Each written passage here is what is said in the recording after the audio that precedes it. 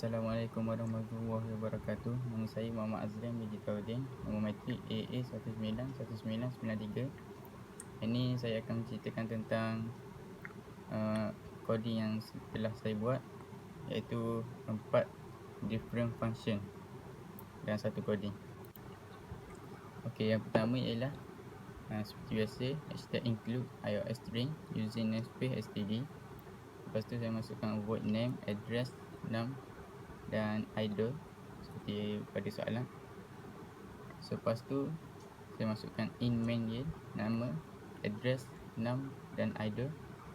Lepas tu return 0, void name seperti dipaparkan pada skrin, nama saya, alamat dan nombor matrik serta idola.